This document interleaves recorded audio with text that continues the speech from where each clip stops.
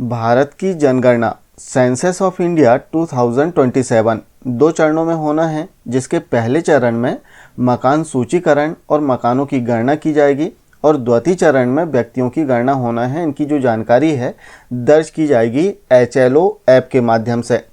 अब HLO app में चूँकि आपने देखा होगा कि भवनों की भी जानकारी दर्ज करना है और प्रथम चरण में कुल 33 क्वेश्चंस के हमें आंसर सबमिट करने होते हैं और 34 नंबर पर हमें मुखिया का जो मोबाइल नंबर है वो दर्ज करना होता है।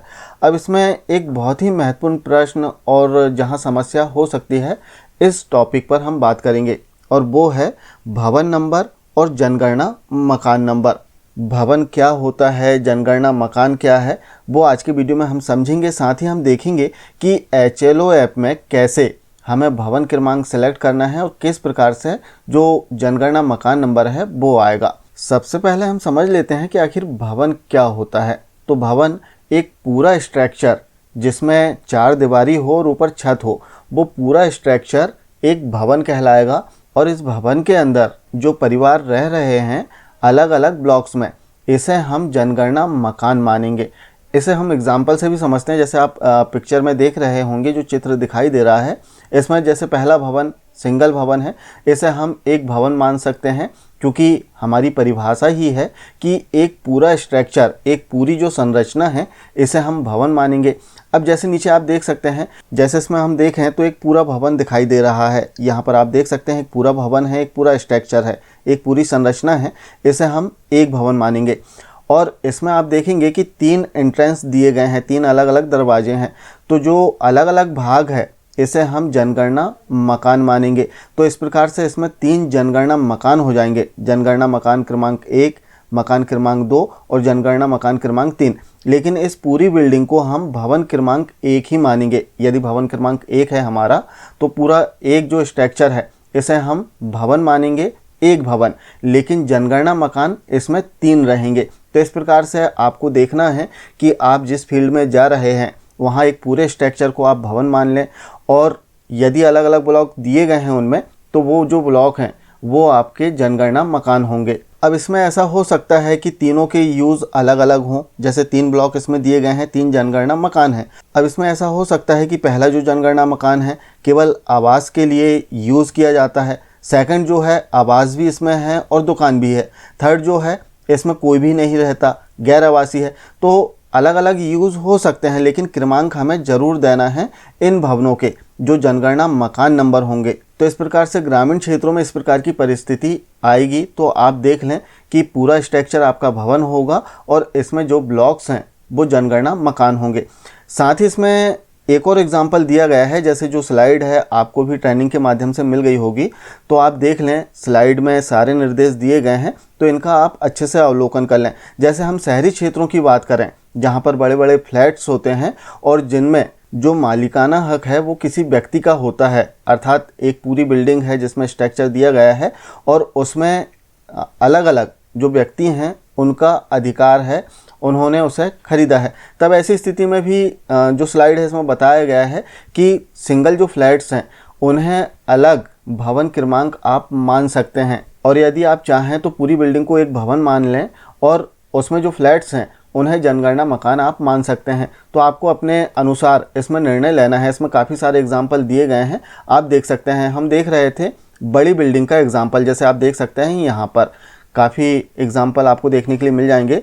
बहुमंजिला अपार्टमेंट स्थानीय प्राधिकरण द्वारा प्रत्येक फ्लैट को एक अलग भवन माना गया है। तो इस प्रकार से आप अलग अलग फ्लैट को एक सिंगल भवन मान सकते हैं। चूँकि स्ट्रक्चर तो एक ही है, लेकिन इसमें आप चाहें तो इसमें एग्जाम्पल दिया गया है, आप अलग जो फ्लैट है, जो सिंगल फ्लैट है, इसे एक सिंगल भवन मान सकते हैं। या फिर आप चाहें तो पूरा जो स्ट्रक्चर है इसे एक भवन मान लें और अंदर जो फ्लैट्स दिए गए हैं इन्हें आप जनगणना मकान मान सकते हैं।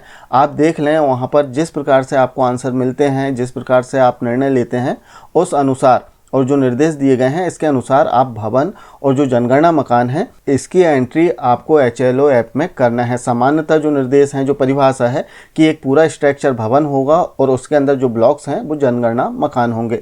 आइए हम देखते हैं कि इसकी जो प्रविष्टि है, जैसे इसमें आप देखें तो जो HLO ऐप है इसमें प्रविष्टि आपको करना होगा, इसका प्रश्न क्रमांक 2 आता है जिसमें आपको भवन नंबर दर्ज करना होता है, और प्रश्न क्रमांक 3 में जो जनगणना मकान नंबर है वो ऑटो सेलेक्ट हो जाता है, जो ऐप है वो इसमें ऑटो जनरेट कर देता है। इसी प्रकार जो भवन का उपयोग है, 7वें नंबर का जो प्रश्न है उसमें हमें बताना होता है कि भवन किस प्रकार से यूज़ किया जा रहा है, आवासीय है, आवास के साथ में दुकान है, कार्यालय है, क्या है, वो 7वें नंबर के प्रश्न में आता है। तो आइए देखते हैं कि यदि इस प्रकार से हमारी कंडीशन आती है, सिंगल भवन है, तो कैसे हमें HLO ऐप में प्रविष्टि करना है। साथ ही यदि एक ही जो भवन है उसके अंदर अलग अलग पार्ट हैं, अलग अलग जनगणना मकान है, तो उसकी प्रविष्टि किस प्रकार से की जाएगी।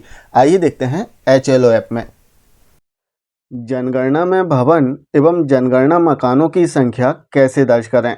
तो इसके लिए सबसे पहले हमें अपने HLB का जो नजरी नक्शा है वो तैयार कर लेना है, जिससे हमें स्पष्ट हो जाएगा कि हमारे HLB में हाउस लिस्टिंग ब्लॉक में कुल कितने भवन हैं और कुल कितने जनगणना मकान हैं, जिसे आपको HLO ऐप में लॉगिन करने के बाद सबसे शुरू में ही दर्ज करना होगा। जैसे हमने HLO ऐप में लॉगिन किया, लॉगिन करने के बाद में सबसे पहले तो भवनों की जो संख्या है वो आपको दर्ज करना होगा। एक एग्जाम्पल के लिए हम ट्रेनिंग ऐप में जो भवन है इसकी संख्या 50 दर्ज करते हैं, और जो जनगणना मकान है इसकी संख्या 75 यहाँ पर दर्ज कर देंगे। एक एग्जाम्पल के लिए हम दर्ज कर रहे हैं। यहाँ पर ध्यान देने वाली बात कि जो जनगणना मकानों की संख्या है वो भवनों की संख्या के बराबर या फिर इससे अधिक होगी। जनगणना मकान की जो संख्या है वो भवनों की संख्या से कम किसी भी परिस्थिति में नहीं होगी। तो हमने एग्जाम्पल के लिए इसमें दर्ज किया और मकान सूचीकरण कार्य इस ऑप्शन पर हम क्लिक कर देंगे। जैसे हम क्लिक करते हैं तो यहाँ पर प्रारंभ की जो जानकारी है, प्रारंभ तिथि की, वो आती है, और चूंकि ट्रेनिंग ऐप है इसका जो डेटा है वो 30 अप्रैल 2026 को हटा दिया जाएगा। तो हम इसे ठीक करते हैं। अब जैसे हमने ठीक किया तो यहाँ पर आप देखेंगे कि 6 बॉक्स दिए गए हैं। सभी बॉक्सों का अपना एक अलग काम है। हमें वर्क स्टार्ट करना है मकान सूची की प्रविष्टि, यहाँ पर क्लिक करके, जो पहला बॉक्स है इस पर क्लिक करके।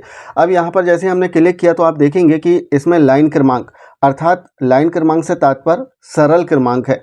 सेकंड जो प्रश्न इसमें आया है भवन नंबर, यहाँ पर आपको मैनुअली जो भवन नंबर है वो टाइप करना होगा, या पूर्व में आपने सर्वे किया है, जनगणना की है और जानकारी दर्ज किया है तो यहाँ पर क्लिक करके आप भवनों की जो संख्या है वो सेलेक्ट कर सकते हैं। चूँकि हम स्टार्ट कर रहे हैं तो हम स्टार्ट जो करेंगे इसमें एक और सावधानी हमें रखना है कि सर्वे जब भी हम करें 1 बाय 1 आप भवनों के आधार पर आपको सर्वे करना है। अर्थात सबसे पहले 1 नंबर भवन का सर्वे होगा, इसके बाद 2 नंबर, इसके बाद 3 नंबर।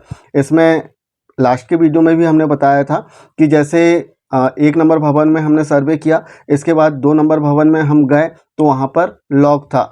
अब हमें अपना वर्क रोकना नहीं है, हमें 2 नंबर भवन की जानकारी दर्ज करके इसमें एक प्रश्न आता है, इसमें हमें लॉग बताना है और हम अगले भवन के लिए जंप कर जाएंगे। जैसे हम लॉग दर्शाएंगे, अब जब लॉग ओपन होगा तब वहाँ पर जाकर हम उस भवन का सर्वे कर सकते हैं। तो हमें काम नहीं रोकना है, लेकिन ध्यान रखना है, सावधानी रखना है कि सीक्वेंस में ही हमारा वर्क करना है।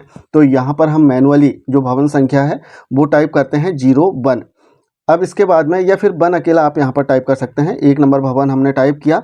अब यहाँ पर पहला भवन सिंपल है, जहाँ पर कोई ब्लॉक नहीं है, केवल एक भवन है और जनगणना मकान भी एक ही है, एक ही परिवार यहाँ पर रहता है। तब ऐसी परिस्थिति में हमने एक यहाँ पर दर्ज किया, सिंपली नया यहाँ पर हम क्लिक करेंगे। जैसे हम क्लिक करते हैं तो जनगणना मकान नंबर यहाँ पर ऑटो जनरेट हो जाता है। अब आपको अगला पर क्लिक करके आगे प्रोसेस कर लेना है। जैसे हम आगे प्रोसेस करेंगे तो यहाँ पर ऐसी ID जो सेल्फ एनुमरेशन ID है, स्वगणना फॉर्म की ID, वो मांगी जाती है कि व्यक्ति ने, जिस परिवार में आप गए हैं, क्या वहाँ पर उन्होंने सेल्फ एनुमरेशन कर दिया है। यदि किया है तब आपको वहाँ पर क्लिक करना है और परिवार की जो ID है वो दर्ज करना है। इससे होगा क्या कि उनके द्वारा जो जानकारी दर्ज की गई है वो सभी कुछ आपके मोबाइल में आ जाएगी। आपको अधिक मेहनत नहीं करना होगा, केवल इसे वेरीफाई करना है। और यदि सेल्फ एनुमरेशन ID नहीं है तब नहीं पर क्लिक करें। जैसे हम नहीं पर क्लिक करते हैं तब हमें इसमें जो 33 क्वेश्चन आते हैं इनके जवाब सेलेक्ट करने होंगे पूछकर, और सभी प्रश्नों के उत्तर सेलेक्ट कर देने के बाद इसे सबमिट करना है। इस प्रकार हमने पहला भवन सेलेक्ट कर लिया। अब यहाँ पर एक और कंडीशन कि हम अगले भवन में गए। जैसे हम यहाँ पर क्लिक करते हैं, इसके बाद हम सेकंड नंबर के भवन में गए। सेकंड नंबर का जो भवन है यहाँ पर 2 नंबर भवन हम दर्ज करेंगे। दर्ज करने के बाद में जो सेकंड नंबर का भवन है यहाँ पर 2 ब्लॉक हैं, अर्थात 2 जनगणना मकान हैं। इसे कैसे दर्ज करें? तो सबसे पहले हमने पहला जो ब्लॉक है उसमें गए, 2 नंबर का भवन इसमें हमने दर्ज कर दिया और यहाँ पर नया पर हम क्लिक करेंगे।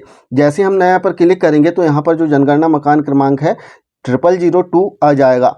अब इसके बाद वही प्रोसेस हमें करना है, अगला पर क्लिक कर देंगे और यहाँ पर यदि आईडी हो तो वहाँ पर क्लिक करें, नहीं हो तो नहीं पर क्लिक करें और अपने आंसर यहाँ पर सबमिट कर देना है पूछ के।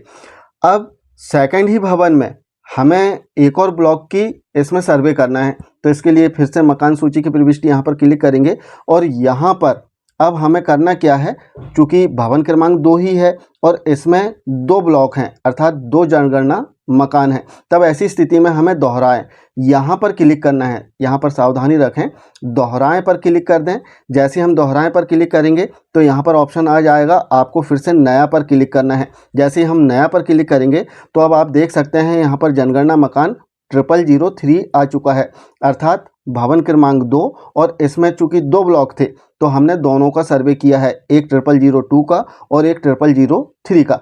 तो इस प्रकार से हमें जो भवन है इसकी जानकारी तो ऊपर दर्ज कर देना है, लेकिन जो जनगणना मकान है वो यहाँ पर ऑटो जनरेट होगा। इसके लिए दोहराएं वाला जो ऑप्शन है इसे क्लिक करना है। यदि इसमें जो जनगणना भवन क्रमांक 2 है इसमें 3 ब्लॉक हैं तो फिर से हमें यहाँ पर 2 जो है वो दोहराएं से लेकर आना है और यहाँ पर नया पर क्लिक कर देना है। तो जो अगला जनगणना मकान है 0004 वो यहाँ पर आ जाएगा। तो इस प्रकार से जो भवनों की संख्या है वो हमें जो HLO ऐप है इसमें सेलेक्ट करना है सावधानी से, क्योंकि यदि एक बार इसमें नंबरिंग में गलत हो गया तो आपको पूरे भवन की जो नंबरिंग है वो फिर से मैनुअली भवन में जाके लिखना होगा, क्योंकि स्थानीय निकाय के द्वारा अभी जहां पर आप गणना कर रहे हैं वहां पर भवन की नंबरिंग कर दी गई होगी। तो प्रयास करें कि जो नंबरिंग वहां पर लिखी गई है और एक बार अच्छे से चेक कर लें, अपना जो नजरी नक्शा है उसे बना लें और नजरी नक्शा के आधार पर आपको HLO ऐप में सर्वे कार्य प्रारंभ करना है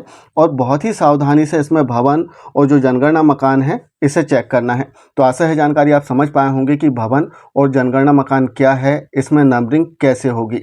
मिलते हैं कुछ इसी प्रकार की जानकारियों के साथ में नेक्स्ट वीडियो में, तब तक के लिए जय हिंद।